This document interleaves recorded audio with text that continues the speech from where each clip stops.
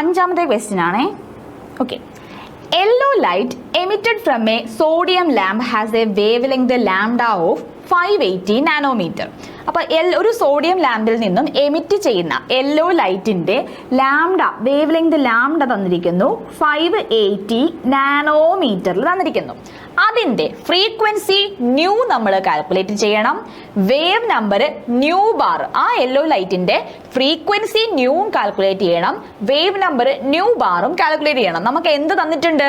നമുക്ക് ആകെ തന്നിരിക്കുന്നത് വേവ് ലെങ്ത് മാത്രമാണ്. Wave length lambda is equal to 580 nanometre. അപ്പൊ ഈ ക്വസ്റ്റ്യനിൽ നമുക്ക് തന്നിരിക്കുന്ന കാര്യം നമ്മൾ ആദ്യമേ അങ്ങ് എടുത്തെഴുതി. Lambda is equal to 580 nanometre. ഇനി എന്ത് ചെയ്യണം? ഈ നാനോമീറ്ററിനെ നമ്മൾ മീറ്ററിലേക്ക് മാറ്റണം. That is equal to 580 into 10⁻⁻9 മീറ്ററിലേക്ക് നമ്മൾ മാറ്റി. ഇനി ഫ്രീക്വൻസിയാണ് നമുക്ക് ആദ്യം കണ്ടുപിടിക്കേണ്ടത്. എന്താണ് ഇക്വേഷൻ? നമുക്കറിയാം C is equal to nu ലാംഡയാണ്. അതിൽ നിന്നും ന്യൂ ഈസ് ഈക്വൽ ടു, ന്യൂവിനെ എങ്ങനെ കണ്ടുപിടിക്കാം? സി ബൈ ലാംഡ ചെയ്താൽ പോരെ? സി ബൈ ലാംഡ ചെയ്താൽ മതി അല്ലേ? C is equal to nu lambda ആണെങ്കിൽ അതിൽ നിന്നും ന്യൂ ഫ്രീക്വൻസി കണ്ടുപിടിക്കാൻ സി ബൈ ലാംഡ ചെയ്താൽ മതി. ഇനി സി എത്രയാണ്? C is equal to 3 into 10⁸8 metre per second. Lambda നമുക്കറിയാം. That is nu is equal to 3 into 10⁸8 metre per second divided by lambda 580 into 10⁻⁻9 metre എന്ന് വരും. ഇത് നമ്മൾ ചെയ്യുമ്പം 5.17 ഇൻറ്റു 10⁻14 മീറ്റർ പെർ സെക്കൻഡ് മീറ്ററുമാണ്. അപ്പോൾ സെക്കൻഡ്സ് എന്ന് നമുക്ക് ഫ്രീക്വൻസി കിട്ടും. Okay, 5.17 into 10⁻14. ഇപ്പം നമുക്ക് ഫ്രീക്വൻസി കിട്ടി. ഇനി നമുക്ക് എന്ത് കണ്ടുപിടിക്കണം?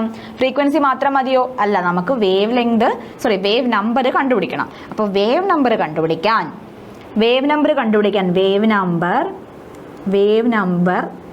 New bar is equal to reciprocal of wavelength ചെയ്താൽ പോരെ? മതി. അപ്പോൾ 1 നമുക്ക് വേവ് ലെങ്ത് എത്രയാണ്? 580 ഇൻറ്റു 10⁻⁻9 മീറ്റർ ചെയ്താൽ മതി.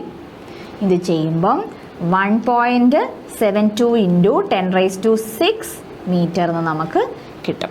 Okay, metre. ഓക്കെ, മനസ്സിലായോ? അപ്പോൾ വേവ് നമ്പർ കണ്ടുപിടിക്കാൻ നമുക്കുള്ള വേവ് ലെങ്തിനെ റെസിപ്രോക്കൽ എടുത്താൽ മതി. വേവ് ലെങ്ത് എത്രയാണെന്നു? 580 ഇൻറ്റു 10⁻⁻9. അതിൻ്റെ റെസിപ്രോക്കൽ എടുത്താൽ മതി. അപ്പോൾ 1/580 into 10⁻⁻7 that is 1.72 into 10⁻6 metre എന്ന് നമുക്ക് കിട്ടും. ഓക്കെ, ക്ലിയർ ആയോ? ഇതൊക്കെ സിമ്പിൾ ക്വസ്റ്റൻ അല്ലേ? നമുക്ക് ജസ്റ്റ് ഒന്ന് അപ്ലൈ ചെയ്ത് കൊടുത്താൽ മതി. കാൽക്കുലേഷൻ ഒക്കെ നിങ്ങൾക്ക് ചെയ്യാൻ പറ്റുന്ന എളുപ്പമുള്ള കാൽക്കുലേഷൻസ് ആണ്. അത് നിങ്ങൾ ചെയ്ത് നോക്കിയാൽ എളുപ്പം കിട്ടുന്നതാണ്. അല്ലാതെ പാട് വരുന്നതാണ് ഞാൻ ചെയ്യുന്നുള്ളൂ. ഓക്കെ, അപ്പോൾ എന്താണ്, എങ്ങനെയാണ് ക്വസ്റ്റ്യൻ ചെയ്യുന്നതെന്നുള്ളത് കിട്ടിയോ? ക്ലിയർ ആയോ? ഓക്കെ, നമ്മൾ സിമ്പിൾ ആയിട്ടൊരു ക്വസ്റ്റ്യൻ ആണ് തന്നിരിക്കുന്നത്. ഡയറക്റ്റ് സാധനം തന്നിരിക്കുന്നത് സോഡിയം വേപ്പർ ലാമ്പിന്റെ യെല്ലോ ലൈറ്റിന്റെ വേവ് ലെങ്ത് തന്നിട്ടുണ്ട്. അതിന്റെ ഫ്രീക്വൻസിയും വേവ് നമ്പറും കണ്ടുപിടിക്കുന്നു. ഫ്രീക്വൻസി കണ്ടുപിടിക്കാനുള്ള ഇക്വേഷൻ നമുക്കറിയാം. C is equal to nu lambda വെച്ചിട്ട് നമുക്കറിയാം. അടുത്ത് നമ്മൾ വേവ് നമ്പർ കണ്ടുപിടിക്കാൻ 1/λ ചെയ്യുന്നു. ഓക്കെ, അത് ക്ലിയർ ആയെങ്കിൽ ചെയ്യുമ്പം 6 4s are 24, 2 റിമൈൻഡർ വരും. 4 2s are 4 2 8 2 10 1 ശിഷ്ടം. 4 7 28 1 29 2 ശിഷ്ടം. 4 6 24 2 6 2 2 ശിഷ്ടം. 4 1 4 2 6. ഓക്കെ, അടുത്തത് 6 4 24 2 ശിഷ്ടം. 4 2 8 2 10 1 ശിഷ്ടം. 4 7 28 1 29 മേളിലുള്ളത് തന്നെ വരും കേട്ടോ. 4 6 24 2 26 2 ശിഷ്ടം. 4 1 4 2 6 വരും. അടുത്ത ഏതാണ്? എല്ലാം 0 വരും. 0 0 0. അടുത്ത 2 6 എത്രയാണ്? 2 6 12 1 ശിഷ്ടം വരും. 2 4 5 2 7 14 1 2 6 12 1 13 1 2 1 3 വരും. അടുത്ത സെയിം ആ നമ്പേഴ്സ് തന്നെ എഴുതാം. 6 2 7 6 1. ഇനി എല്ലാം കൂടെ ആഡ് ചെയ്യാം. 4 4 9 9 2 11 6 എത്ര വരും? 17 1 3 18 18 5 23 1 24 2 ശിഷ്ടം. 6 4 10 12 14 1 11 1 1. ഓക്കെ, ഇതാണ് നമ്മുടെ കിട്ടുന്ന വാല്യൂ. ഇനി നോക്കിക്കേ, 1 2 4 സ്ഥാനം ഇവിടെയുണ്ട്. ഇവിടെ എത്ര സ്ഥാനമാണ്? 3 4 3 7 എണ്ണം. 1 2 3 4 5 6 7 സ്ഥാനം. അപ്പോൾ ഇത്രയും നമുക്ക് വാല്യൂ കിട്ടും. ഓക്കെ, അപ്പോൾ പോയിന്റ് ഇവിടെ വരും. ഓക്കെ, ഇവിടെ വരും. അപ്പോൾ വാല്യൂ എത്ര വന്നു? 2.014 ഇൻറ്റു 10⁻⁻5 കിലോഗ്രാം എന്ന് വരും. കിട്ടിയോ? ആൻസർ കിട്ടിയോ? ഓക്കെ, നമ്മൾ എന്താ ചെയ്തത്? ഇത് കണക്ക് ഇച്ചിരി മൾട്ടിപ്ലിക്കേഷൻ ഭയങ്കര വാസ്റ്റായിട്ട് തോന്നുന്നതേ ഉള്ളൂ. ബാക്കിയെല്ലാം പ്രോബ്ലം ചെയ്യാൻ സിമ്പിളാണ്. ഇവിടെ നമുക്ക് നമ്പർ ഓഫ് മോളിക്യൂൾസ് കിട്ടി, അതിൽ നിന്ന് നമ്മൾ ടോട്ടൽ നമ്പർ ഓഫ് പ്രോട്ടോൺസ് കണ്ടുപിടിച്ചു. പിന്നെ നമ്മൾ ടോട്ടൽ മാസ് ഓഫ് പ്രോട്ടോൺസ് കണ്ടുപിടിക്കണം. അതിന് വേണ്ടിയിട്ട് എന്താ ചെയ്തത്? Total mass of protons present in 34 ഗ്രാമിലെ mg കണ്ടുപിടിക്കണം. സോ നമ്മൾ നേരത്തെ കിട്ടിയ നമ്പർ ഓഫ് പ്രോട്ടോൺസിനെ മാസ് ഓഫ് ന്യൂട്രോൺസ് കൊണ്ട് മൾട്ടിപ്ലൈ ചെയ്തത് മാത്രമേ ചെയ്തുള്ളൂ. സിമ്പിൾ ആയിട്ടുള്ള ഒരു ക്വസ്റ്റ്യൻ ആയിരുന്നു. ഓക്കെ, മനസ്സിലായോ ക്വസ്റ്റ്യൻ? ഈ ക്വസ്റ്റ്യൻ കഴിഞ്ഞോ? ഇല്ല. എന്താണ് ചോദിച്ചിരിക്കുന്നത്? Will the answer change if the temperature and pressure are changed? ടെമ്പറേച്ചറും പ്രഷറും മാറുന്നതിനനുസരിച്ച് ഇത് ആൻസർ ചേഞ്ച് ആവുമോ? ഇല്ല അല്ലേ? No change. പ്രത്യേകിച്ച് ഒരു ചേഞ്ചും അവിടെ ഉണ്ടാവത്തില്ല. So no change. ആ ആൻസറും കൂടെ എഴുതിയേക്കാം. No change. പ്രത്യേകിച്ച് ഒരു ചേഞ്ച് പ്രഷറോ ടെമ്പറേച്ചറോ മാറുന്നു എന്ന് വെച്ചിട്ട് അവിടെ യാതൊരു ചേഞ്ചും സംഭവിക്കാനിടയില്ല. കാരണം പ്രഷറിന്റെ ടെമ്പറേച്ചറിന്റെ യാതൊരു കാര്യവും നമ്മളിവിടെ പറയുന്നില്ല. ക്ലിയർ ആയോ ക്വസ്റ്റ്യൻ? ഒരു ക്വസ്റ്റ്യൻ സിമ്പിൾ ആയിട്ടുള്ള ക്വസ്റ്റ്യൻ ആണ്, പക്ഷേ 3 പാർട്ടായിട്ടാണ്. ആദ്യം എന്തായിരുന്നു? Calculate the total number of electrons present in 1 mole of methane. 1 mole മീഥേനുള്ള ടോട്ടൽ നമ്പർ ഓഫ് ഇലക്ട്രോൺസ് കണ്ടുപിടിക്കണം. അത് നമ്മൾ കണ്ടുപിടിച്ചു. എന്ത് ചെയ്തു? 10 ഇൻറ്റു അവഗാഡ്രോ നമ്പർ ചെയ്തു. ഇനി total number of and total mass of mass of neutrons കാണണം. 7 mg കാർബൺ 14 അപ്പൊ നമ്പർ ഓഫ് ന്യൂട്രോൺസ് നമ്മൾ ആദ്യം കണ്ടുപിടിച്ചു, 8 എന്ന് കിട്ടി. അവിടെ നിന്ന് നമ്മൾ 7 mg carbon 14 number of neutrons കണ്ടുപിടിക്കാൻ പോയി. എങ്ങനെയാണ്? 7 into 10⁻³ divide by 14 into Avogadro number into number of proteins. അപ്പൊ നമുക്ക് കിട്ടി. പിന്നെ നമ്മൾ എന്താ ചെയ്തേ? ഒരെണ്ണത്തിലുള്ള number of molecules number of protons കണ്ടുപിടിച്ചു. എന്നിട്ട് 34 ഗ്രാം അമോണിയയിലുള്ളതിന്റെ നമ്പർ ഓഫ് മോളിക്യൂൾസ് കണ്ടുപിടിക്കുന്നു, ടോട്ടൽ നമ്പർ ഓഫ് പ്രോട്ടോൺസ് കണ്ടുപിടിക്കുന്നു, അവിടെ നിന്നും ടോട്ടൽ മാസിലേക്ക് എത്തുന്നു. ഇതാണ് നമ്മൾ ഈ ക്വസ്റ്റ്യനിൽ ചെയ്തത്. ക്ലിയർ ആയോ?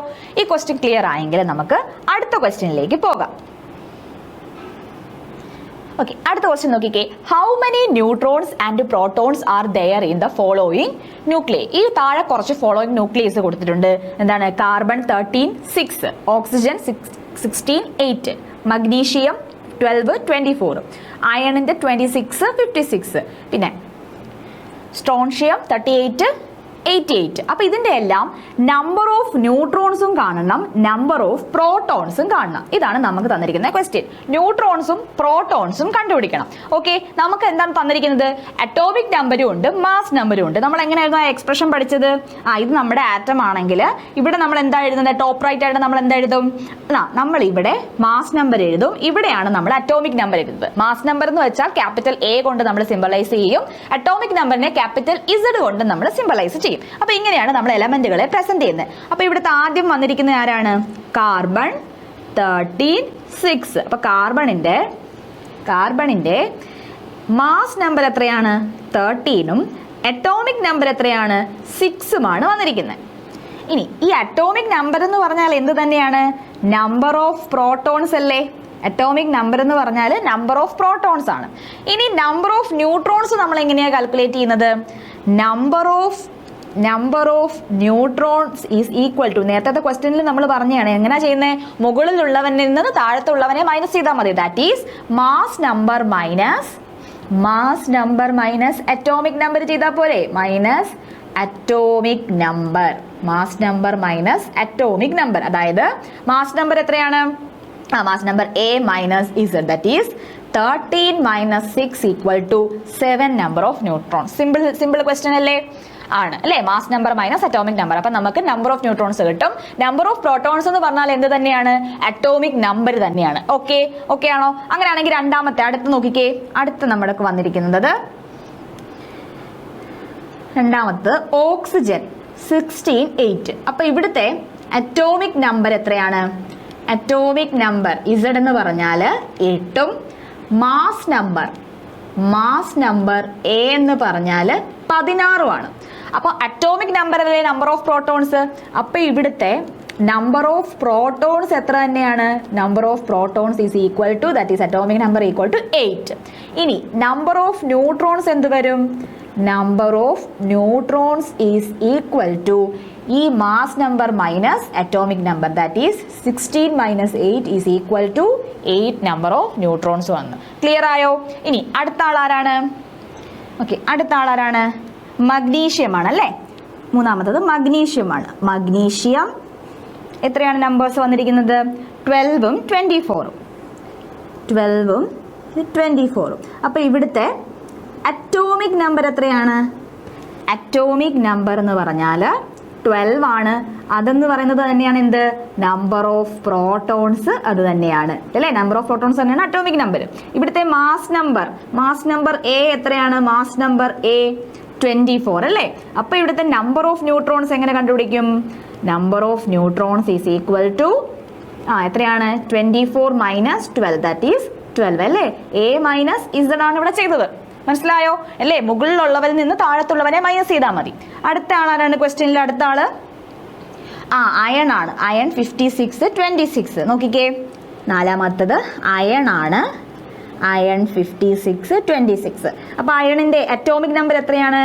അയണിന്റെ അറ്റോമിക് നമ്പർ ഇസഡ് എത്രയാണ്? 26. അത് തന്നെയാണ് എന്ത്? Number of protons. Atomic number തന്നെയാണ് നമ്പർ ഓഫ് പ്രോട്ടോൺസ്. അടുത്ത മാസ് നമ്പർ എത്രയാണ്? മാസ് നമ്പർ എ എന്ന് പറഞ്ഞാൽ 56. അപ്പോൾ നമുക്ക് നമ്പർ ഓഫ് ന്യൂട്രോൺസ് കണ്ടുപിടിച്ചൂടെ? Number of neutrons is equal to 56 minus 26 equal to 30. Okay, number of neutrons കണ്ടുപിടിച്ചു. എന്ത് ചെയ്താൽ മതി? മുകളിലുള്ളവരിൽ നിന്ന് താഴത്തുള്ളവരെ മൈനസ് ചെയ്താൽ മതി. അടുത്ത ക്വസ്റ്റ്യൻ, നെക്സ്റ്റ് ക്വസ്റ്റ്യൻ എളുപ്പമല്ലേ? അടുത്ത ക്വസ്റ്റ്യൻ എന്തായിരുന്നു?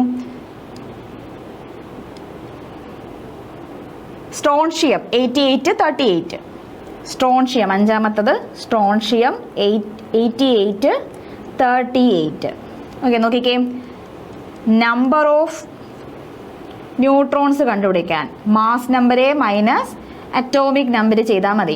ഇവിടെ എത്രയാണ് മാസ് നമ്പർ എ എന്ന് പറയുന്നത്? 88ഉം അറ്റോമിക് നമ്പർ 38ഉം ആണ്. ദാറ്റ് ഈസ് 88 മൈനസ് 38 എത്ര വരും? 50 അല്ലേ? 50 വരും. ഇത്രയേ ഉള്ളൂ. നമ്പർ ഓഫ് ന്യൂട്രോൺസ് കണ്ടുപിടിക്കുക എന്ത് ചെയ്യുന്നു നമ്മൾ? മാസ് നമ്പറിൽ നിന്നും അറ്റോമിക് നമ്പർ കുറച്ചാൽ മതി. ഇനി നമ്പർ ഓഫ് പ്രോട്ടോൺസ് കണ്ടുപിടിക്കുക എന്താ ചെയ്തത്? അറ്റോമിക് നമ്പറിന്റെ എണ്ണം തന്നെയാണ് എന്ത്? നമ്പർ ഓഫ് പ്രോട്ടോൺസ് എന്ന് പറയുന്നത്. ക്ലിയർ ആയോ ക്വസ്റ്റ്യൻ? ക്ലിയർ ആയോ? ക്ലിയർ ആയെങ്കിൽ നമുക്ക് അടുത്ത ക്വസ്റ്റ്യനിലേക്ക് പോവാം. നോക്കിക്കേ, write the complete symbol for the atom with the given atomic number Z. അപ്പൊ കംപ്ലീറ്റ് സിംബൽ ഈ ഏതിന്റെയാണ്? അവിടെ നമുക്ക് അറ്റോമിക് നമ്പറും മാസ് നമ്പറും തന്നിട്ടുണ്ട്. അറ്റോമിക് നമ്പറിനെ സിംബലൈസ് ചെയ്യുന്നത് എന്ത് വെച്ചിട്ടാണ്? ഇസഡ് വെച്ചിട്ടാണ്. മാസ് നമ്പറിനെ സിംബലൈസ് ചെയ്യുന്നത് എന്ത് വെച്ചിട്ടാണ്? എ വെച്ചിട്ടാണ്. അപ്പൊ നമ്മൾ നോർമലി ഒരു എലമെന്റിനെ, ഒരു ആറ്റത്തിനെ നമ്മൾ എങ്ങനെ എക്സ്പ്രസ് ചെയ്യും? ആറ്റം എക്സ് ആണെങ്കിൽ അതിന്റെ മാസ് നമ്പർ എന്ന് പറഞ്ഞാൽ എ ആണ്. നമ്മൾ എവിടെ കൊടുക്കും? ഇവിടെ റെപ്രസെന്റ് ചെയ്യും. അറ്റോമിക് നമ്പർ നമ്മൾ എവിടെ കൊടുക്കും? ഇവിടെ കൊടുക്കും. ഓക്കെ, അപ്പൊ ഇവര് നമുക്ക് അറ്റോമിക് നമ്പറും തന്നിട്ടുണ്ട്, മാസ് നമ്പറും തന്നിട്ടുണ്ട്. അപ്പൊ നമ്മൾ ഇതിന്റെ റെപ്രസെന്റേഷൻ എങ്ങനെയാണെന്ന് പറയണം. നോക്കിക്കേ, അറ്റോമിക് നമ്പർ ഫസ്റ്റ് ക്വസ്റ്റ്യൻ വന്നിട്ട് അറ്റോമിക് നമ്പർ 17ഉം മാസ് നമ്പർ 35ഉം ആണ്. അപ്പൊ അറ്റോമിക് നമ്പർ 17 വരുമ്പോൾ അത് ഏത് എലമെന്റ് ആണ്? ക്ലോറിൻ ആണ് അല്ലേ? അപ്പൊ ക്ലോറിന്റെ സിമ്പൽ എന്താണ്? Cl. അപ്പോ Cl. ഇനി അറ്റോമിക് നമ്പർ എത്രയാണ്? 17. മാസ് നമ്പർ എത്രയാണ്? 35. അപ്പൊ ക്ലോറിൻ ആണ് ഈ എലമെന്റ്. ക്ലോറിൻ ആണ്. അതിനെ സിംബലൈസ് ചെയ്യുന്നത് എങ്ങനെയാണെന്നും എഴുതി കൊടുത്തു. ഓക്കെ, അടുത്ത് നോക്കിക്കേ, അറ്റോമിക് നമ്പർ 92ഉം മാസ് നമ്പർ 233. ഏതാണ്? യുറേനിയം ആണ് അല്ലെ? യുറേനിയം 233 അല്ലെ? അപ്പോ യുറേനിയം ആണ് എലമെന്റ്. യുറേനിയം ആണ്. എങ്ങനെയാണ് നമ്മൾ സിംബലൈസ് ചെയ്യുന്നത്? യുറേനിയം സിംബൽ യു ആണ്. അറ്റോമിക് നമ്പർ നമ്മൾ ബോട്ടത്തിൽ കൊടുക്കും. That is 92. മാസ് നമ്പർ നമ്മൾ ടോപ്പിൽ കൊടുക്കും. Okay, uranium 233. അടുത്ത് നോക്കിക്കേ, അറ്റോമിക് നമ്പർ 4ഉം മാസ് നമ്പർ 9ഉമാണ്. അറ്റോമിക് നമ്പർ 4 എന്ന് പറയുമ്പോൾ അത് ഏതാണ്? ബെറിലിയം ആണ് അല്ലേ? ബെറിലിയം സിമ്പൽ ഏതാണ്? Be. ഇനി അറ്റോമിക് നമ്പർ നമ്മൾ ബോട്ടത്തിൽ കൊടുക്കും 4. മാസ് നമ്പർ എവിടെ കൊടുക്കും? ടോപ്പിൽ കൊടുക്കും 4 9. ക്ലിയർ ആയോ? ഓക്കെ ആയോ? മനസ്സിലായോ? നമുക്ക് അറ്റോമിക് നമ്പറും മാസ് നമ്പറും തന്നിട്ടുണ്ട്. നമ്മൾ ജസ്റ്റ് അതിന്റെ റെപ്രസെന്റേഷൻസ് കൊടുക്കുക മാത്രമേ ചെയ്തത്. സിമ്പിൾ അല്ലേ? ഇതൊക്കെ നമ്മൾ ഫസ്റ്റ് പാർട്ടിലെ ആദ്യം നമ്മൾ പഠിച്ചതാണ്. നിങ്ങളുടെ ടെക്സ്റ്റിന്റെ ബാക്കിലുള്ള ക്വസ്റ്റ്യൻസ് ആണ് നമ്മൾ ഈ ചെയ്തുകൊണ്ടിരിക്കുന്നത്. അപ്പൊ ഇത് ആദ്യം മുതലുള്ളത് നമ്മൾ ചെയ്തു തുടങ്ങുകയാണ്. അപ്പൊ ആദ്യം നമ്മൾ പഠിച്ച ഐസോബാർ, ഐസോടോപ്പ് ഒക്കെ പഠിച്ചില്ലേ? ആ ഭാഗത്ത് നമ്മൾ പഠിച്ച ക്വസ്റ്റ്യൻസ് ആണ് ഇതൊക്കെ. ഓർമ്മയുണ്ടോ? ഓക്കെ, അപ്പോൾ ഇനി നമുക്ക് അടുത്ത ക്വസ്റ്റ്യനിലേക്ക് പോവാം. ഓക്കെ, അടുത്ത ക്വസ്റ്റ്യൻ നോക്കിക്കേ, അഞ്ചാമത്തെ ക്വസ്റ്റ്യൻ ആണേ. Okay, yellow light emitted from a sodium lamp has a wavelength lambda of 580 nanometer. അപ്പോൾ ഒരു സോഡിയം ലാമ്പിൽ നിന്നും എമിറ്റ് ചെയ്യുന്ന യെല്ലോ ലൈറ്റിന്റെ ലാംഡ വേവ് ലെങ്ത് ലാംഡ തന്നിരിക്കുന്നു 580 നാനോമീറ്ററിൽ തന്നിരിക്കുന്നു. അതിന്റെ ഫ്രീക്വൻസി ന്യൂ നമ്മൾ കാൽക്കുലേറ്റ് ചെയ്യണം. വേവ് നമ്പർ ന്യൂ ബാർ, ആ യെല്ലോ ലൈറ്റിന്റെ ഫ്രീക്വൻസി ന്യൂവും കാൽക്കുലേറ്റ് ചെയ്യണം, വേവ് നമ്പർ ന്യൂ ബാറും കാൽക്കുലേറ്റ് ചെയ്യണം. നമുക്ക് എന്ത് തന്നിട്ടുണ്ട്? നമുക്ക് ആകെ തന്നിരിക്കുന്നത് വേവ് ലെങ്ത് മാത്രമാണ്. Wave length lambda is equal to 580 nanometre. അപ്പൊ ഈ ക്വസ്റ്റ്യനിൽ നമുക്ക് തന്നിരിക്കുന്ന കാര്യം നമ്മൾ ആദ്യമേ അങ്ങ് എടുത്തെഴുതി. Lambda is equal to 580 nanometre. ഇനി എന്ത് ചെയ്യണം? ഈ നാനോമീറ്ററിനെ നമ്മൾ മീറ്ററിലേക്ക് മാറ്റണം. That is equal to 580 into 10⁻⁻9 മീറ്ററിലേക്ക് നമ്മൾ മാറ്റി. ഇനി ഫ്രീക്വൻസിയാണ് നമുക്ക് ആദ്യം കണ്ടുപിടിക്കേണ്ടത്. എന്താണ് ഇക്വേഷൻ? നമുക്കറിയാം C is equal to nu ലാംഡയാണ്. അതിൽ നിന്നും ന്യൂ ഈസ് ഈക്വൽ ടു, ന്യൂവിനെ എങ്ങനെ കണ്ടുപിടിക്കാം? സി ബൈ ലാംഡ ചെയ്താൽ പോരെ? സി ബൈ ലാംഡ ചെയ്താൽ മതി അല്ലേ?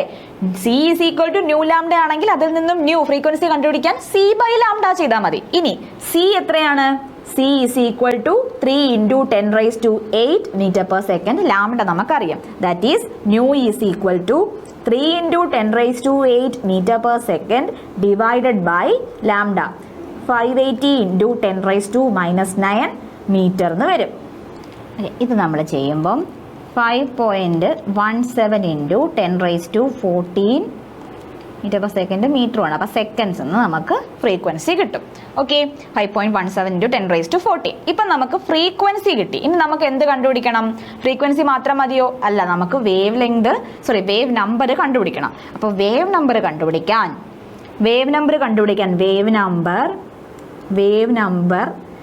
New bar is equal to reciprocal of wavelength ചെയ്താൽ പോരെ?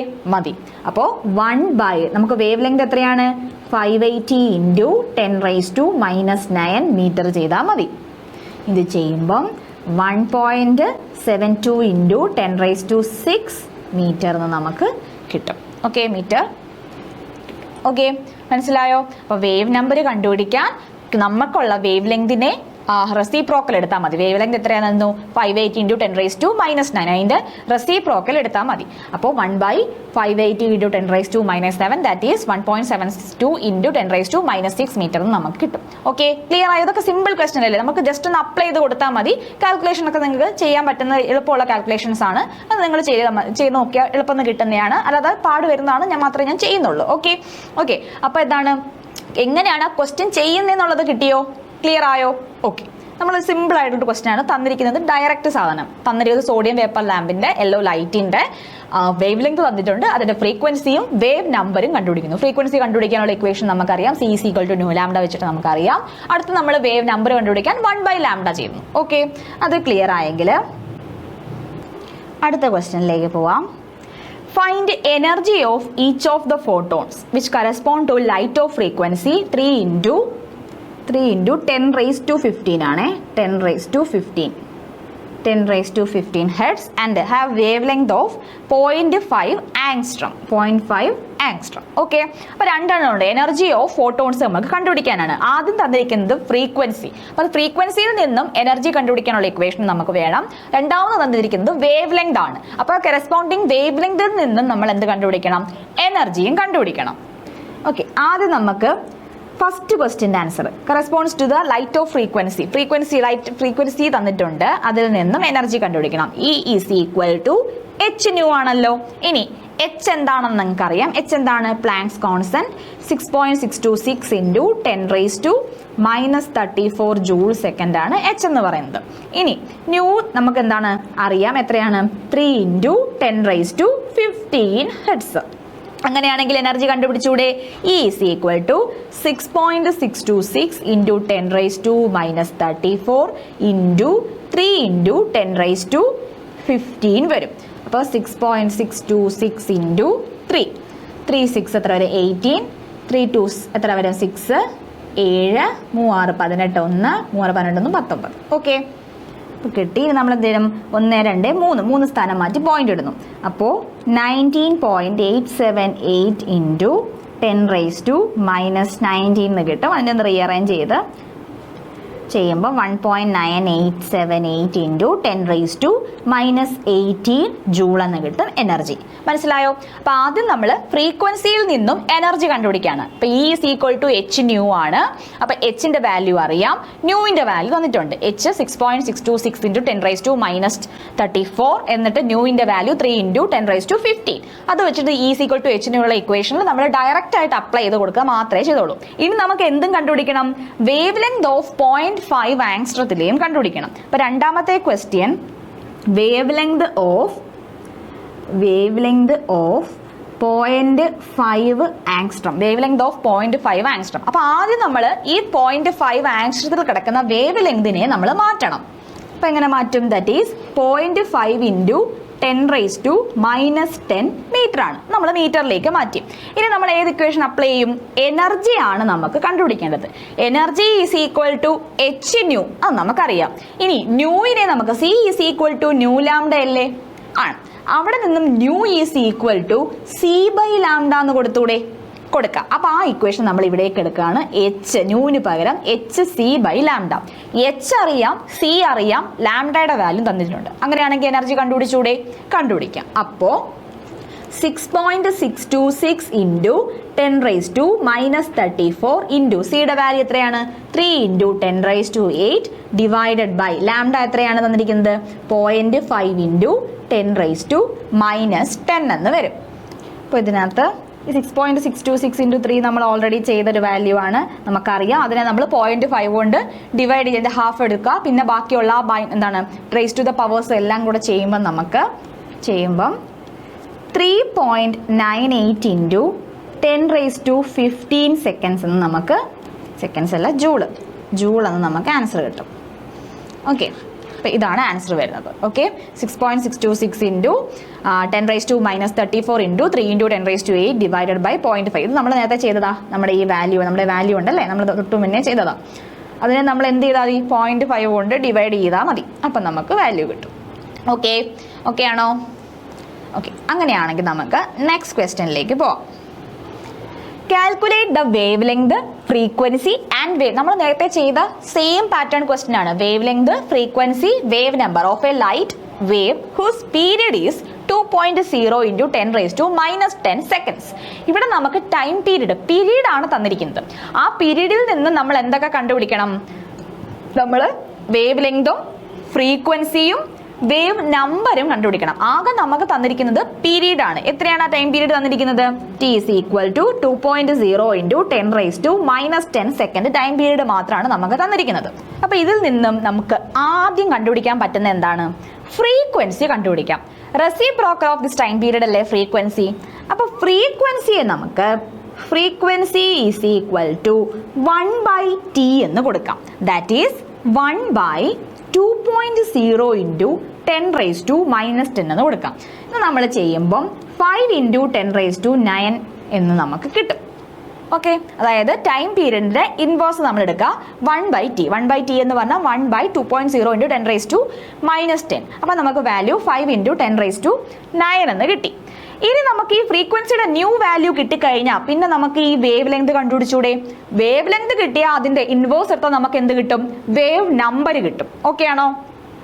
അപ്പോൾ ആദ്യം വേവ് ലെങ്ത് കണ്ടുപിടിക്കണം. നമുക്കറിയാം C is equal to nu lambda ആണ്. അപ്പോൾ അവിടെ നിന്നും ലാംഡയെ എങ്ങനെ കണ്ടുപിടിക്കും? Lambda is equal to c by nu. That is c by nu equal to 3 into 10⁻8 divided by 5 into 10⁻9 എന്ന് വരും. ഓക്കെ, അതായത് 3/5 0.6 എന്ന് വരും. അപ്പോൾ 0.6 ഇൻറ്റു 10⁻⁻1 ദാറ്റ് ഈസ് 6.0 ഇൻറ്റു 10⁻⁻2 എന്ന് വരും. അപ്പോൾ വാല്യൂ എത്രയാണ്? 6.0 ഇൻറ്റു 10⁻⁻2 മീറ്റർ എന്ന് വരും. എന്ത്? Wave length. ഇനി വേവ് നമ്പർ എങ്ങനെ കണ്ടുപിടിക്കും? Wave number nu bar is equal to 1/λ ആണ്. അപ്പം ലാംഡ വാല്യൂ എത്രയാണ് കിട്ടിയേ? 6.0 ഇൻറ്റു 10⁻⁻2. അപ്പം 1/6.0 ഇൻറ്റു 10⁻⁻2 ഇത് നമ്മൾ ചെയ്യുമ്പം 16.66 മീറ്റർ പെർ മീറ്റർ സെക്കൻഡ് എന്ന് വരും. ഓക്കെ, പെർ മീറ്റർ എന്ന് വരും, മീറ്റർ സെക്കൻഡ് അല്ല മീറ്റർ. ഓക്കെ, അപ്പോൾ വേവ് നമ്പർ കിട്ടി 1/λ ചെയ്താൽ മതി. അപ്പം വേവ് നമ്പർ നമ്മൾ എന്താ വേവ് ലെങ്തിൽ നിന്നാണ് കണ്ടുപിടിച്ചത് 1/6.0 × 10⁻² മീറ്റർ. അതിൽ നിന്ന് നമ്മൾ ചെയ്തപ്പോൾ നമുക്ക് വേവ് നമ്പർ കിട്ടി. നമുക്ക് നോക്കിക്കേ, നമുക്ക് ആകെ തന്നിരിക്കുന്നത് എന്ത് മാത്രമായിരുന്നു? ടൈം പീരീഡ് മാത്രമാണ്. അപ്പോൾ നമ്മൾ ജസ്റ്റ് ടൈം പീരീഡിൽ നിന്ന് എങ്ങനെ ഇങ്ങോട്ട് എത്തി? നമ്മൾ ആദ്യം ടൈം പീരീഡിൽ നിന്നും അതിൻ്റെ റെസിപ്രോക്കൽ എടുക്കുമ്പോൾ നമുക്ക് ഫ്രീക്വൻസി കിട്ടും. ഫ്രീക്വൻസിയിൽ നിന്ന് നമുക്ക് എന്ത് കണ്ടുപിടിക്കാം? വേവ് ലെങ്ത് കണ്ടുപിടിക്കാം. വേവ് ലെങ്തിൽ നിന്ന് എങ്ങോട്ട് എത്താം?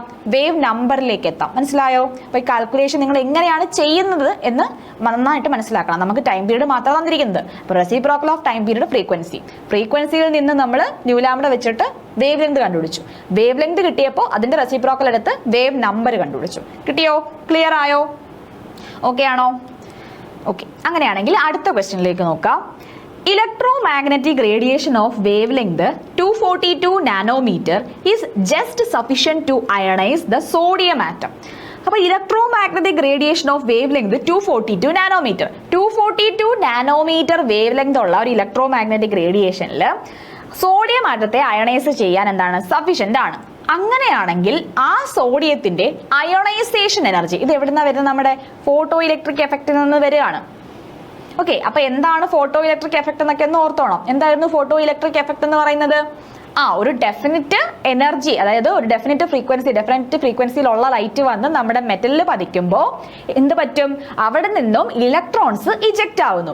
ചുമ്മാ വന്ന് പതിച്ചാൽ ഇലക്ട്രോൺസ് ഇജക്റ്റ് ആവുമായിരുന്നോ? ഇല്ല. ഒരു നല്ലൊരു എനർജി വേണം. അതായത് ഈ മെറ്റലിൽ ലൈറ്റ് വന്ന് പതിക്കുമ്പോൾ ഇങ്ങോട്ട് ഇലക്ട്രോൺസ് ഇജക്റ്റ് ആകണമെങ്കിൽ ഈ വരുന്ന ലൈറ്റിന്റെ എനർജി എത്രയാണ്? hν ആണ്. ഈ മെറ്റലിന് ഒരു എനർജി ഉണ്ടായിരുന്നു, ഓർമ്മയുണ്ടോ? അത് മെറ്റലിന് ഇലക്ട്രോൺസിനെ ഇജക്റ്റ് ആവണമെങ്കിൽ ഒരു എനർജി വേണം അല്ലേ? അതായിരുന്നു hν0. ഇതിനെ നമ്മൾ എന്ത് വിളിച്ചായിരുന്നു? വർക്ക് ഫംഗ്ഷൻ എന്ന് പറഞ്ഞു. ഈ വർക്ക് ഫംഗ്ഷൻ എന്ന് പറഞ്ഞാൽ ആക്ച്വലി എന്ത് തന്നെയാണ്? മെറ്റലിന്റെ അയോണൈസേഷൻ എനർജി തന്നെയല്ലായിരുന്നോ? മെറ്റലിന്റെ അയോണൈസേഷൻ എനർജി തന്നെയായിരുന്നു അല്ലേ? അപ്പൊ അതായത് 1000 ജൂൾ എനർജി ഇവിടെ നിന്ന് ഇങ്ങോട്ട് വരികയാണെങ്കിൽ ഈ മെറ്റലിന് അയോണൈസേഷൻ എനർജി എന്ന് പറയുന്നത് 700 ജൂൾ ആയിരുന്നുവെങ്കിൽ ഈ മിനിമം 700 തന്നെ ഇവിടുന്ന് ഈ ലൈറ്റ് 700 തന്നെ വന്നാൽ ഇവിടെ എന്തെങ്കിലും നടക്കുമോ? മെറ്റലിനെ എജക്റ്റ് ആവും. പക്ഷെ അതിന്റെ മൂവ്മെന്റ് ഉണ്ടോ? ഇല്ല. അപ്പം മിനിമം എപ്പോഴും hν എന്ന് പറയുന്നത് കൂടിയിരിക്കണം. എന്തിനേക്കാൾ? hν0യേക്കാൾ. അപ്പൊ ഇതല്ലായിരുന്നു നമ്മുടെ ഫോട്ടോ ഇലക്ട്രിക് എഫക്റ്റിന്റെ ഒരു പ്രിൻസിപ്പിൾ എന്ന് പറയുന്നത് ആയിരുന്നല്ലേ? അപ്പൊ ഇത് വെച്ചിട്ടാണ് ഫോട്ടോ ഇലക്ട്രിക് എഫക്റ്റ് വർക്ക് ആവുന്നത്. സോ അതൊക്കെ ഓർമ്മയുണ്ടല്ലോ. ഓക്കെ, അപ്പൊ നമ്മുടെ അടുത്ത് ചോദിച്ചിരിക്കുന്ന ഇത്രയേ ഉള്ളൂ. നമ്മൾ ആ അയോണൈസേഷൻ എനർജി, അതായത് ആ വർക്ക് ഫംഗ്ഷൻ നമ്മൾ കണ്ടുപിടിക്കണം. ക്വസ്റ്റ്യൻ മനസ്സിലായോ? Electromagnetic radiation of wavelength 242 nanometre is just sufficient to ionize the sodium atom. Calculate the ionization energy of sodium in kJ/mol. Okay, ഇപ്പം നമുക്ക് ലാംഡ തന്നിട്ടുണ്ട്. ലാംഡ എത്രയാണ്? 242 നാനോമീറ്റർ ആണ്. That is equal to 242 × 10⁻⁻9 metre.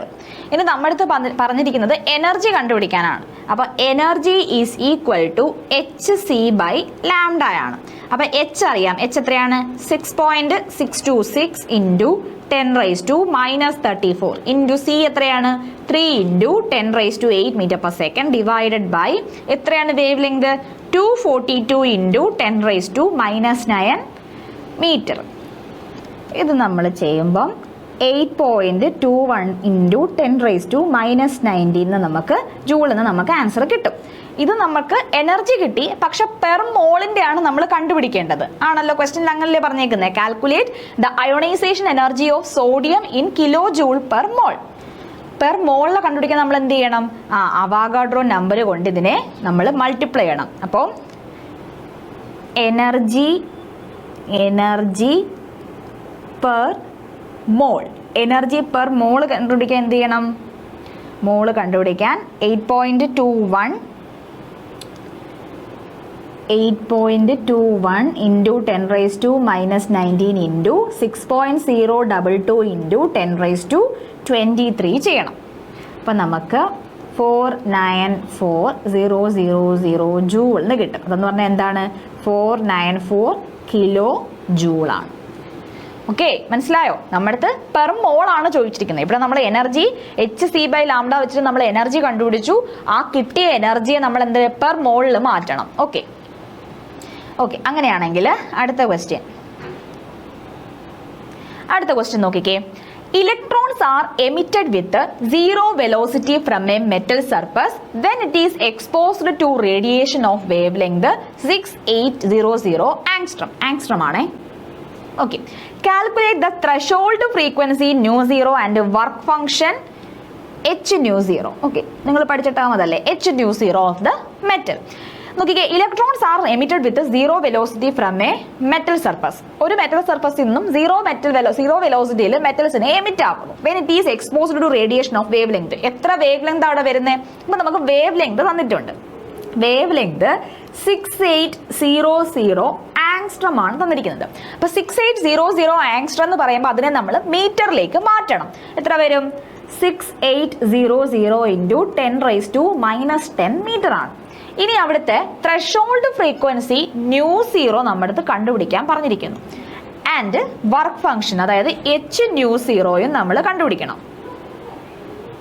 Okay, അപ്പൊ ഈ ക്വസ്റ്റ്യനിൽ ഇവിടുത്തെ kinetic energy 0 ആയതുകൊണ്ട് എനർജി എന്ന് പറയുന്നത് ഈക്വൽ ടു വർക്ക് ഫംഗ്ഷൻ ആണ്. Since kinetic energy is 0, energy of radiation, ഇവിടുത്തെ റേഡിയേഷന്റെ energy of radiation equal to എന്താണ്? വർക്ക് ഫംഗ്ഷൻ ആണ്. മെറ്റലിന്റെ വർക്ക് ഫംഗ്ഷൻ ഓഫ് മെറ്റൽ ആണ്. അപ്പൊ ഇവിടുത്തെ ത്രെഷോൾഡ് ഫ്രീക്വൻസി എന്ന് പറയുന്നത് ഈക്വൽ ടു എന്താണ്? ഫ്രീക്വൻസി ഓഫ് റേഡിയേഷൻ ആവും. ത്രെഷോൾഡ് ഫ്രീക്വൻസിയും ഫ്രീക്വൻസി ഓഫ് റേഡിയേഷനും ഈക്വൽ ആവും. Threshold frequency equal to frequency of radiation. അതായത് nu0 എന്ന് പറയുന്നത് എന്താവും? ന്യൂ ആവും. ന്യൂ എന്ന് പറഞ്ഞാൽ നമുക്ക് കണ്ടുപിടിക്കാൻ അറിയത്തില്ലേ? C/λ ആണ്. മനസ്സിലായോ? കൈനറ്റിക് എനർജി 0 ആണ്. അപ്പൊ എനർജി ഓഫ് റേഡിയേഷൻ എന്തിന് ഈക്വൽ ആവും? വർക്ക് ഫംഗ്ഷൻ ഓഫ് മെറ്റലിന് ഈക്വൽ ആവും. അപ്പൊ ത്രെഷോൾഡ് ഫ്രീക്വൻസി എന്നുള്ളത് ഫ്രീക്വൻസി ഓഫ് റേഡിയേഷൻ തന്നെയാണ്. സോ നമുക്ക് എന്ത് പറയാം? nu0 എന്ന് പറയുന്നത് ന്യൂവിന് ഈക്വൽ ആണ്. ന്യൂ എന്തിനാണ് കണ്ടുപിടിക്കും? C/λ ചെയ്താൽ മതി. അപ്പോ C എത്രയാണ്? C is equal to 3 into 10⁻8. അടുത്ത ലാംഡ എത്രയാണ്? ലാംഡ എന്ന് പറഞ്ഞാൽ 6800 into 10⁻10 ആണ്. അപ്പൊ നമുക്ക് ഇക്വേഷനെ nu is equal to 3 into 10⁻8 divided by 6800 into 10⁻10 ആണ്. സോ ആൻസർ എത്ര വരും? 4.41 into 10⁻14 സെക്കൻഡ് എന്ന് വരും. ഓക്കെ, ഇപ്പൊ നമുക്ക് ന്യൂ കിട്ടിയപ്പോൾ ഇനി നമുക്ക് എന്താ കണ്ടുപിടിക്കേണ്ടത്? വർക്ക് ഫംഗ്ഷൻ കണ്ടുപിടിക്കണം. ദാറ്റ് ഈസ് h nu0 നമുക്ക് കണ്ടുപിടിക്കണം. എച്ചിന്റെ വാല്യൂ അറിയാം. nu0 ന്യൂ എന്ന് പറഞ്ഞാൽ ന്യൂ തന്നെയല്ലായിരുന്നോ? അപ്പൊ nu0 വാല്യൂ ഉണ്ട്, പെർ സെക്കൻഡ് ആണ്. ഓക്കെ, അപ്പൊ അതിലേക്ക് സെക്കൻഡ് ഇൻവേഴ്സ്. ഓക്കെ, അപ്പൊ നോക്കിക്കേ, h nu0 എന്ന് പറഞ്ഞാൽ എച്ചിന്റെ വാല്യൂ 6.626 ഇൻറ്റു 10⁻34 ആണ്. ഇൻറ്റു nu0 എത്രയാണ്? 4.41 ഇൻറ്റു 10⁻14 സെക്കൻഡ് ഇൻവേഴ്സ്. ഇത് ചെയ്യുമ്പോൾ 2.92 ഇൻറ്റു 10⁻19 ജൂൾ എന്ന് വരും അല്ലേ? 2.92 ഇൻറ്റു 10⁻19 ജൂൾ എന്ന് വരും. ഓക്കെ, ഇവിടെ ഡൗട്ട് വരരുത്. ഈ nu0 തന്നെയാണ് ഇവിടുത്തെ ന്യൂ എന്ന് പറയുന്നത് അല്ലേ? nu0 തന്നെയാണ് ന്യൂ എന്ന് പറയുന്നത്. h nu0 എന്ന് പറയുന്നത് എന്താണ്? ഇവിടെ നമുക്ക് nu0യുടെ വാല്യൂ ഇവിടെ കിട്ടി. ആ nu0യുടെ വാല്യൂ ആണ് നമ്മളിവിടെ ഇട്ട് കൊടുത്തത്. ഓക്കെ, മനസ്സിലായോ ക്വസ്റ്റ്യൻ?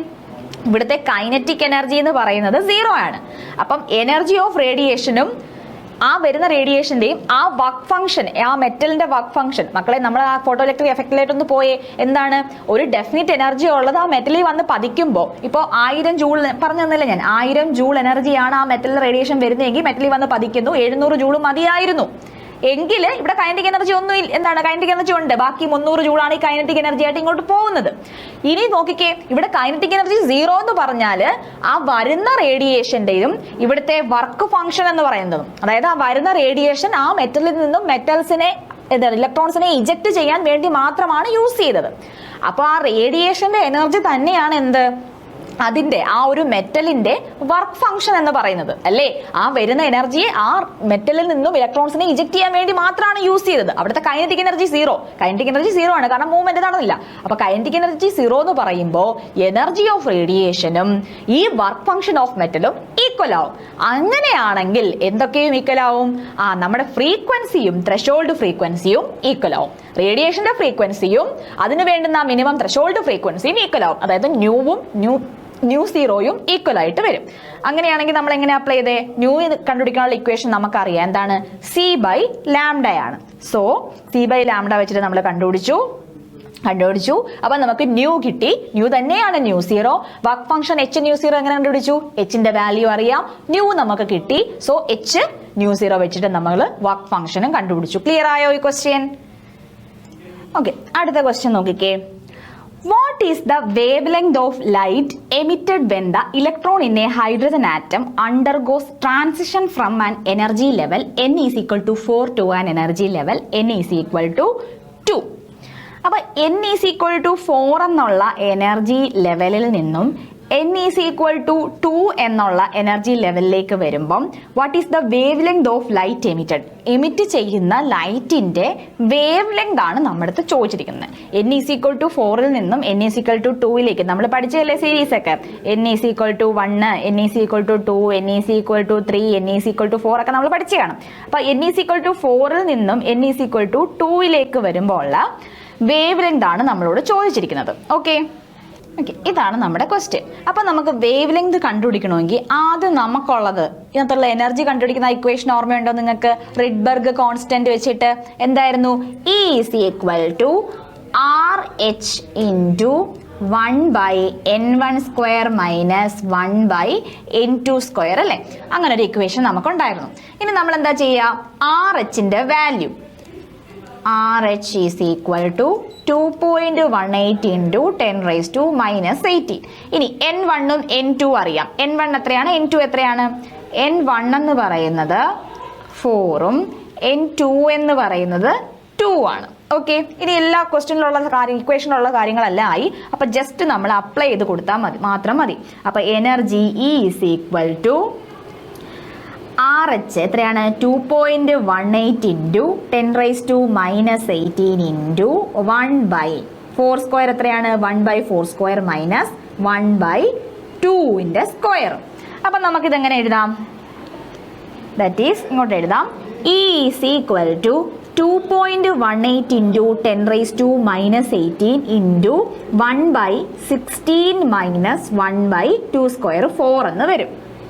ഇത് ചെയ്യുമ്പോൾ നമുക്കൊരു നെഗറ്റീവ് വാല്യൂ ആണ് കിട്ടുന്നത്. ആ നെഗറ്റീവ് സൈനിന് ഒരു ഇൻഡിക്കേഷൻ ഉണ്ട്. നെഗറ്റീവ് സൈൻ ഇൻഡിക്കേറ്റ് ചെയ്യുന്നത് അവിടെ എനർജി എനർജി എമിഷനെയാണ് ആ നെഗറ്റീവ് സൈൻ അവിടെ ഇൻഡിക്കേറ്റ് ചെയ്യുന്നത്. അപ്പൊ നമ്മൾ ഈ ഒരു മാത്തമാറ്റിക്കൽ കാൽക്കുലേഷൻ ചെയ്യുമ്പോൾ നമുക്ക് കിട്ടുന്ന വാല്യൂ എന്ന് പറയുന്നത് -4 into 0.85 into 10 raised to minus 16 എന്നാണ് നമുക്ക് കിട്ടുന്ന value.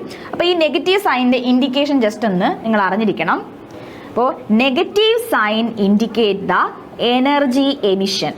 Negative sign indicates the energy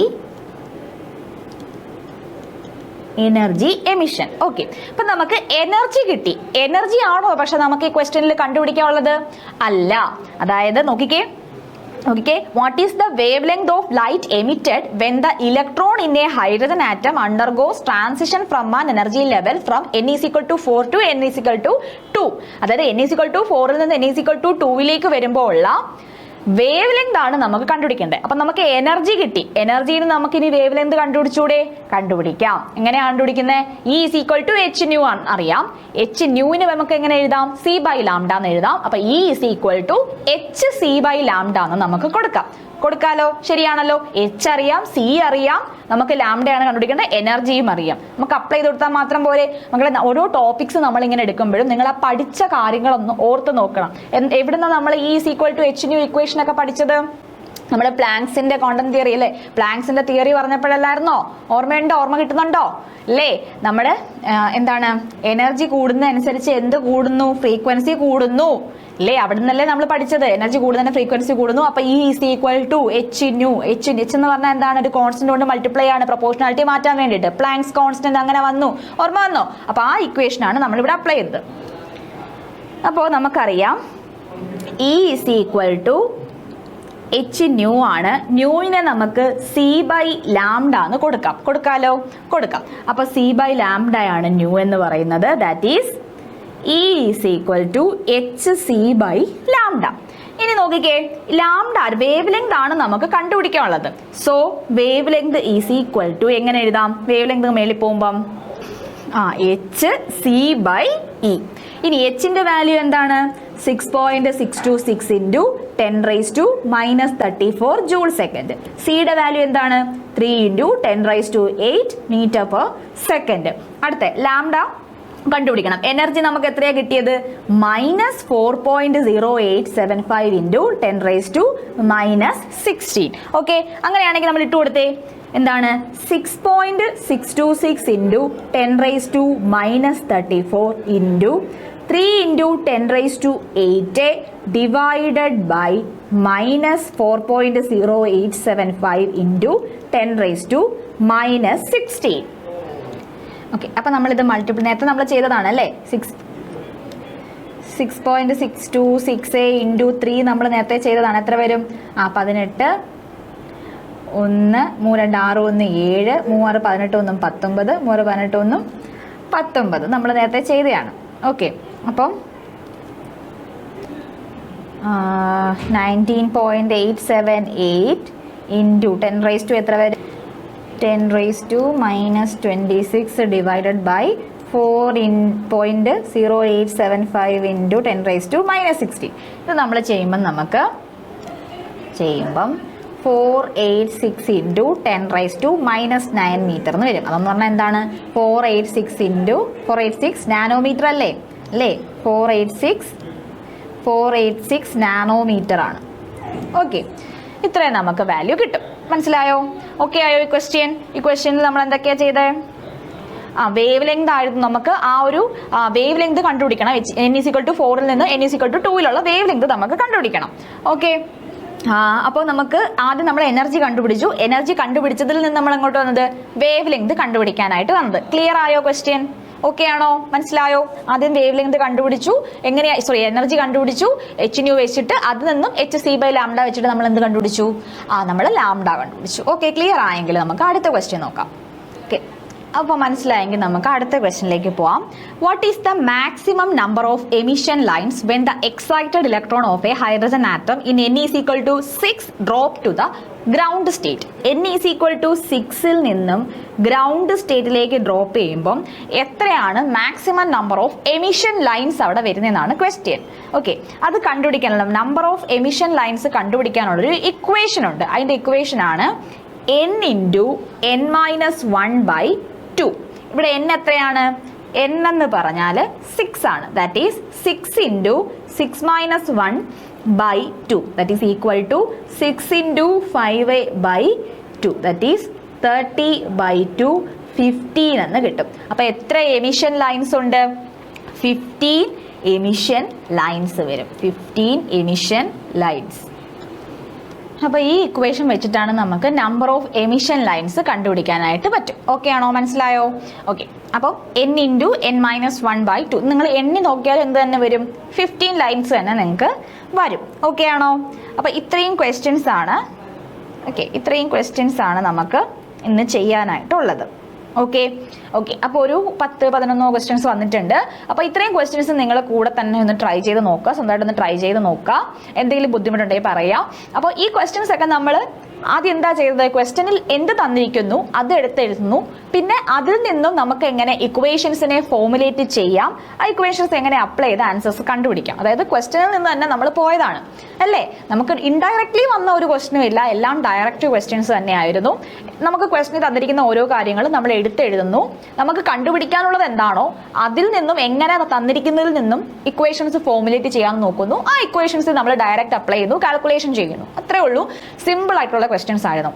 അപ്പോൾ ഇത് നമ്മൾ ഒരു പകുതി ഭാഗം മാത്രമേ ആയിട്ടുള്ളൂ. ഇനി ഒരുപാട് ഭാഗം നമ്മൾ ലാസ്റ്റിലേക്കൊക്കെ വരുമ്പോൾ ഒരുപാട് ക്വസ്റ്റ്യൻസ് ഉണ്ട് അല്ലേ, നമ്മുടെ ക്വാണ്ടം മെക്കാനിക്സ് വെച്ചിട്ടുള്ള ഒരുപാട് ക്വസ്റ്റ്യൻസ് ഇനിയും വരുന്നുണ്ട്. അതൊക്കെ നമുക്ക് അടുത്ത ക്ലാസ്സുകളിലായിട്ട് ചെയ്യാം. അപ്പോൾ ഇത് ആദ്യത്തെ പാർട്ടിൽ വരുന്ന നമ്മുടെ ഏകദേശം നമ്മുടെ ഫോട്ടോ ഇലക്ട്രിക് എഫക്റ്റ് വരെയൊക്കെ കവർ ചെയ്ത് കഴിഞ്ഞിട്ടുണ്ട്. ഇനി നമുക്ക് എന്തൊക്കെ വരാണ്ട്, ഇനി നമുക്ക് നമ്മുടെ ക്വാണ്ടം മെക്കാനിക്കൽ മോഡൽ വരാണ്ട്, അതിൽ നിന്ന് ഷേപ്സ് ഓഫ് ഓർബിറ്റൽ, ഓരോ ഓർബിറ്റൽ എവിടെ കിടക്കുന്നു, എങ്ങനെയാണ് അതിന്റെ സബ്ഷെൽ ഏത്, ഷെൽ ഏത്, ഇങ്ങനെയുള്ള ക്വസ്റ്റ്യൻസ്, ഏതൊക്കെ ഓറിയന്റേഷൻ ആണ്, ഇതൊക്കെ ക്വസ്റ്റ്യൻസ് നമുക്കിനി അടുത്ത പാർട്ടായിട്ട് കുറച്ച് ക്വസ്റ്റ്യൻസ് അതിന്റെ ചെയ്യാം. ഇതിപ്പോൾ ഫസ്റ്റ് പാർട്ട് നമ്മൾ പഠിച്ചതിന്റെ കുറച്ച് ക്വസ്റ്റ്യൻസ് ആണ്. നമ്മൾ ഇക്വേഷൻസ് ഒക്കെ പഠിച്ചു. അവിടെ മെയിൻ ആയിട്ട് എനർജിയുടെ ഇക്വേഷൻ, ലാംഡ കണ്ടുപിടിക്കുന്ന ഇക്വേഷൻ, ഫ്രീക്വൻസി കണ്ടുപിടിക്കേണ്ട ഇക്വേഷൻ, നിങ്ങൾ മെയിൻ ആയിട്ടും E = h nu ഓർത്ത് വെക്കണം. പിന്നെ അതുപോലെ നമ്മൾ റെഡ്ബർഗ് കോൺസ്റ്റന്റ് വെച്ചിട്ട് കണ്ടുപിടിക്കുന്ന അല്ലേ, E = RH × 1/n1² - 1/n2². അപ്പൊ RH വെച്ചിട്ട് ചെയ്യുന്ന ക്വസ്റ്റ്യൻസ്, അപ്പോൾ അതൊക്കെ ഓർത്ത് വെക്കുക, കൃത്യമായിട്ട് ഓർത്ത് വെക്കുക.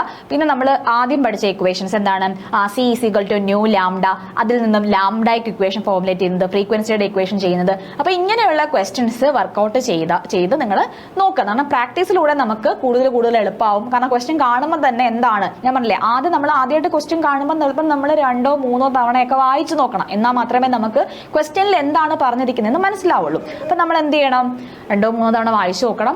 അത് പിന്നെ നമ്മൾ കുറേ പ്രാക്ടീസ് ചെയ്യുമ്പോൾ എന്ത് പറ്റും, ഈസി ആയിട്ട് നമുക്ക് ക്വസ്റ്റ്യൻ കാണുമ്പോൾ തന്നെ ഇതാണ് ഈ രീതിയിലാണ് ചെയ്യുന്നതെന്ന് നമുക്ക് കിട്ടും. ആ ഒരു രീതിയിലേക്ക് നമ്മൾ എത്തും. ഓക്കെ, അപ്പോൾ നിങ്ങൾ കൂടെ തന്നെ ക്വസ്റ്റ്യൻസ് ഒക്കെ ചെയ്ത് നോക്കുക. Okay, thank you. അപ്പോൾ അടുത്ത ക്ലാസ്സിൽ നമുക്ക് ഇതിന്റെ ബാക്കി ഭാഗമായിട്ട് കുറച്ച് ക്വസ്റ്റ്യൻസും കൂടെ ചെയ്ത് നോക്കാം. കാരണം ക്വാണ്ടം മെക്കാനിക്സിന്റെ ഒക്കെ ഒത്തിരി പോർഷൻസ് വരുന്നുണ്ട്. അത് നമുക്ക് അടുത്ത ക്ലാസ്സിൽ ചെയ്ത് നോക്കാം. ഓക്കെ, അപ്പോൾ ഇത്രയും നിങ്ങൾക്ക് ഇന്ന് മനസ്സിലായല്ലോ. Okay, thank you.